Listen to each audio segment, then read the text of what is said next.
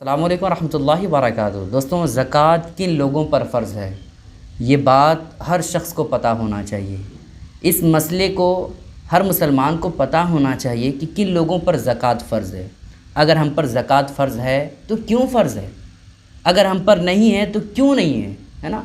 हर शख्स को पता होना चाहिए। इसलिए आज मैं आपको इस बात को बताने की कोशिश नहीं करूँगा, बल्कि आपको पूरे तौर पर समझाने की कोशिश करूँगा। और यकीन जानिए, अगर आप इस वीडियो को ध्यान से देखिएगा तो आप किसी को भी ये कह सकते हो कि आप पर ज़कात फ़र्ज़ है या नहीं फ़र्ज़ है ना। तो आपसे गुजारिश है कि वीडियो को ध्यान से देखिएगा और समझने की कोशिश कीजिएगा। वीडियो अगर आपको पसंद आती है, लाइक करने के साथ साथ चैनल को ज़रूर सब्सक्राइब कर लीजिएगा। दोस्तों, ज़कात फ़र्ज़ होने के लिए 5 चीज़ों का होना ज़रूरी है। 5 चीज़ें अगर किसी भी इंसान के अंदर पाई जाती है तो उस इंसान पर ज़कात फ़र्ज़ होता है। यानी ज़कात फ़र्ज़ होने के लिए 5 चीज़ों का होना ज़रूरी है। अगर इन 5 चीज़ों में से एक चीज़ भी अगर कम हुई तो फिर उस पर ज़कात फ़र्ज़ नहीं होगा। ठीक है, वो 5 चीज़ें क्या हैं, आप गौर से समाअत करें और समझने की कोशिश करें। वो 5 चीज़ें ये दोस्तों, पहली चीज़ है मुसलमान का होना। क्या पता चला, अगर कोई इंसान मुसलमान नहीं है, काफिर है, हिंदू है, गैर मुस्लिम है, तो उस पर ज़कात फ़र्ज़ नहीं है। एक चीज़ हो गई दोस्तों। दूसरी चीज़ है बालिग का होना, यानी नाबालिग पर ज़कात फ़र्ज़ नहीं है, बच्चे पर ज़कात फ़र्ज़ नहीं है। 2 चीज़ें हो गई दोस्तों।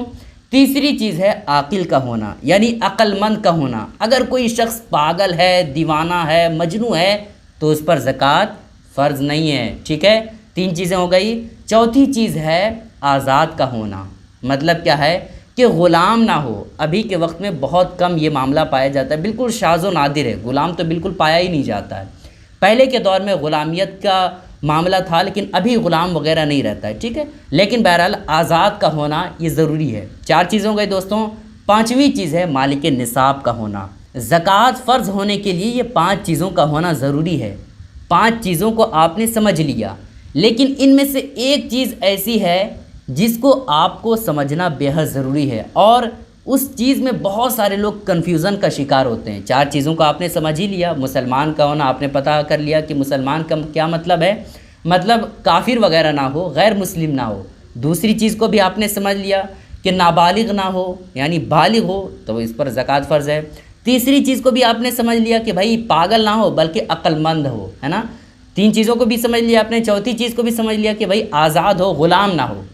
5वीं चीज़ को जो समझना हर मुसलमान को ज़रूरी है, और इसी में लोग बहुत ज़्यादा कन्फ्यूज़न का शिकार होते हैं, और इसी को समझने में दुश्वारी होती है, वो है मालिक निसाब। कब इंसान मालिक निसाब होता है, उस चीज़ को मैं आपके सामने बताने वाला हूँ। यानी शरीयत की नज़र में वो कौन लोग हैं जो मालदार हैं।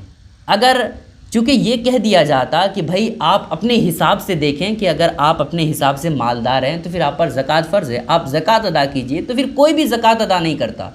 क्योंकि मामला ये है दोस्तों कि कोई भी अपने आप को अमीर कहता ही नहीं। हर कोई ये कहता है कि भाई हम गरीब हैं। हर कोई गरीबी का रोना रोता है ना। अगर कोई किसी बंदे के पास एक बंगला है तो फिर वो जिसके पास 2 बंगले हैं उनकी तरफ देखता है। अगर किसी के पास मोटरसाइकिल है तो वो 4 व्हीलर की तरफ देखता है। मतलब ख़ुद को कोई भी अमीर नहीं कहता है ना।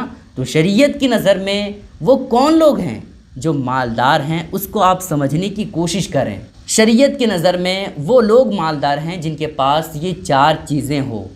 क्या? ये 4 चीज़ें हो, और वो 4 चीज़ें इतनी हो कि वो 52.5 तोला चांदी को ख़रीद सकता है। वो 4 चीज़ें क्या है, वो आप गौर से समाअत करें। पहली चीज़ है चांदी का होना। अगर किसी बंदे के पास 52.5 तोला चांदी है तो फिर उस पर ज़कात फ़र्ज़ है। सोने का होना, दूसरी चीज़ क्या है, सोना का होना। अगर किसी के पास सोना है और वो सोना इस मिक़दार में है कि 52.5 तोला चांदी की कीमत को पहुँच गया है, तो फिर ऐसी कैफियत में उस पर ज़कात फ़र्ज़ होगा। बैंक बैलेंस का होना। अगर किसी बंदे के पास सोना नहीं है, चांदी नहीं है, लेकिन बैंक बैलेंस है, तो फिर ऐसी कैफियत में उसको देखा जाएगा कि वो पैसे कितने हैं।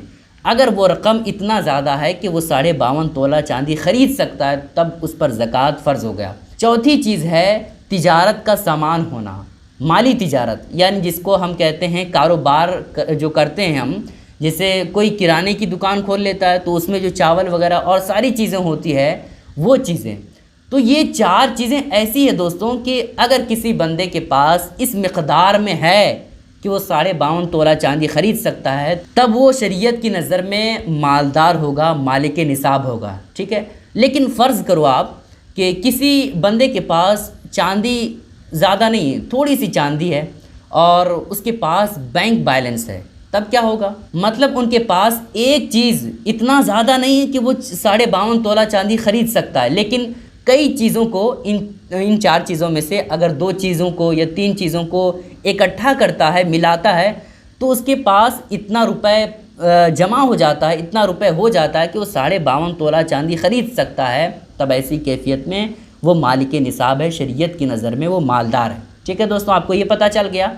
अब मैंने कहा कि 52.5 तोला चांदी, बहुत सारे लोग कन्फ्यूज़न का शिकार होंगे कि भाई 52.5 तोला कितना होता है, उसका पैसा कितना बनता है, उसका रुपए कितना होता है। तो आप इसको भी समझ लें, ठीक है। 52.5 तोला चांदी का जो पैसा निकलता है दोस्तों, वो अगर मैं अपनी झारखंड की बात करूं तो मैंने सर्च किया तो उसमें 39,000 से लेकर के 45,000, है ना, इसी के बीच में आता है। अगर आप झारखंड स्टेट में रहते हैं और जिस एरिए में रहते हैं उस एरिए में आप पता कीजिए कि 52.5 तोला चांदी का पैसा कितना बनता है ना, कितने रुपए में 52.5 तोला चांदी ख़रीद सकते हैं, तो वो पता कीजिए अपने एरिए के हिसाब से। लेकिन मैं एक अंदाज़े के तौर पर बता रहा हूँ कि इंडिया के ज़्यादातर एरिए में 40 से 45 हज़ार इसी के बीच में 52.5 तोला चांदी इतना आ जाता है, ठीक है। तो अगर आपके पास इतना पैसा है, इतना बैंक बैलेंस है, या फिर माली तिजारत इतना है, कारोबार जो आप करते हैं, है ना, दुकान वगैरह में जो चीज़ें रखे रहते हैं, अगर इतना आपके पास है कि 52.5 तोला चांदी ख़रीद सकते हैं, यानी 40 से 45 हज़ार आपके पास है, तो फिर ऐसी कैफियत में आप शरीयत की नज़र में मालदार हैं, आप पर ज़कात फ़र्ज़ है। इतनी बात तो आपको समझ में आ गई ना दोस्तों कि 52.5 तोला चांदी का पैसा कितना होता है। लेकिन बहरहाल मैं फिर कहना चाहूँगा आपको कि आप अपने एरिए में पता कीजिएगा कि 52.5 तोला चांदी कितने रुपए में आ जाता है। उस हिसाब से आप ख़ुद को देखिएगा कि मेरे पास इतने पैसे हैं, पैसे नहीं है तो चांदी है, और चांदी थोड़ी सी है तो क्या बैंक बैलेंस उतना है, मिला करके दोनों अगर देखें तो उतना मेरे पास पैसे हैं जितने में 52.5 तोला चांदी ख़रीदी जा सकती है। अगर है तो फिर आप शरीयत की नज़र में मालदार हैं, आप पर ज़कात फ़र्ज़ होगा। अब यहाँ तक आपको पता चल गया दोस्तों कि 52.5 तोला चांदी कितना पैसा होता है, और अपने एरिए के हिसाब से देखना है, फिर कैसे अंदाज़ा करना है अपने आप को कि मेरे पास है या नहीं, वो आपको समझ में आ गया। अब इतना ही ना समझें, बल्कि और इससे आगे बढ़ने की कोशिश करें और मुकम्मल तौर पर समझने की कोशिश करें। अगर आपके पास 1 लाख रुपए है, कैश है, या फिर सोना चांदी वगैरह ले करके सब अगर देखें आप, तो आपके पास 1 लाख रुपए का अमाउंट बनता है, ठीक है। 1 लाख रुपए आपके पास है समझ लें। उसके बाद आप हिसाब लगाइए, कैलकुलेट कीजिए कि आपने दूसरे से कितना पैसा लिया हुआ है, आपने दूसरे से कर्ज़ा कितना लिया हुआ है, वो कर्ज़ा आप कैलकुलेट करके माइनस कर दीजिए, घटा दीजिए। अगर आपने दूसरे से 20,000 लिया हुआ है तो आप 20,000 को कैलकुलेट करके क्या करें, माइनस कर दें, घटा दें। कितना बचा? 80,000 रुपये दूसरे से आपने लिया था ना भाई, अभी आप नहीं दे रहे हैं, लेकिन कैलकुलेट करके क्या करें, उसको माइनस कर दें। 80,000 बच गया आपके पास। अब देखिए आपके बिजली का बिल कितना बन रहा है, कितना आपके बिजली का बिल है, उसको भी आप माइनस कर दीजिए। एग्ज़ाम्पल, आपके घर का बिजली का बिल कितना हो रहा है, 5,000 हो रहा है। 5,000 को आप कैलकुलेट करके माइनस कर दीजिए, घटा दीजिए। कितना हो गया? 25,000 आपका गोया के माइनस हो गया, घट गया, ठीक है। इसी तरह से अगर आप किराए के रूम में रहते हैं, दूसरे के घर में रहते हैं, तो किराया देखिए कितना बन रहा है।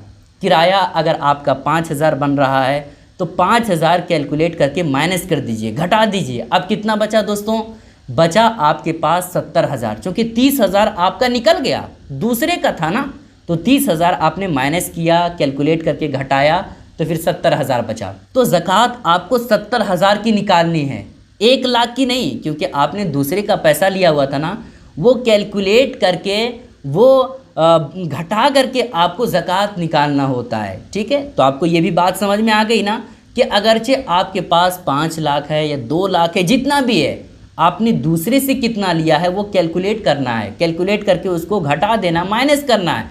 फिर उसके बाद देखिए कि हमने जितने लोगों से लिया था उतना कैलकुलेट करके क्या किया, मैंने घटा दिया। अब कितना बचता है, जो बचता है उसी पर ज़कात है, उसी के हिसाब से आपको ज़कात निकालना है।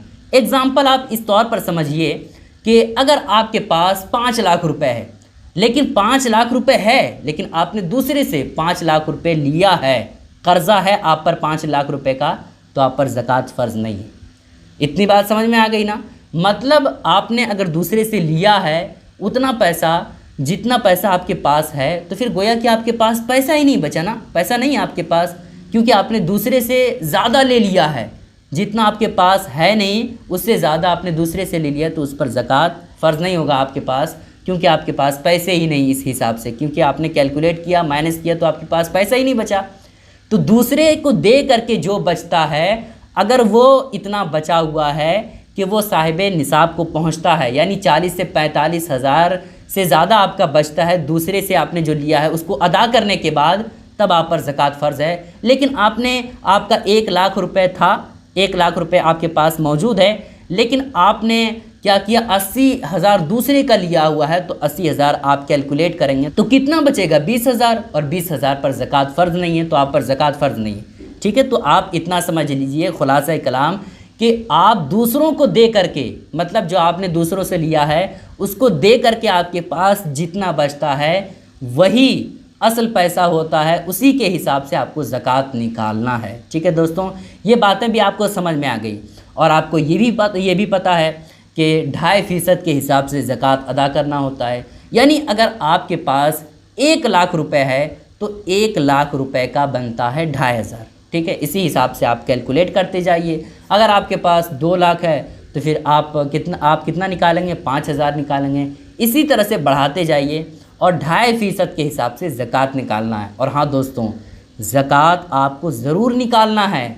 अगर 5 चीज़ें आपके अंदर पाई जाती है तो किसी भी सूरत में आपको ज़कात अदा करना ही पड़ेगा, किसी भी सूरत में माफ़ नहीं है। अगर 5 चीज़ें जो हमने बयान की है अगर आपके अंदर पाई जाती है तो फिर आप पर ज़कात फ़र्ज़ है। दोस्तों, उम्मीद करता हूँ कि आप लोगों को ये बातें समझ आ गई होंगी। दोस्तों, आपसे गुजारिश है कि इस क्लिप को अपने भाइयों, अपने बहनों तक ज़रूर शेयर करें, ताकि सब लोगों को ये बातें मालूम हो जाए। अस्सलामु अलैकुम रहमतुल्लाहि व बरकातहू।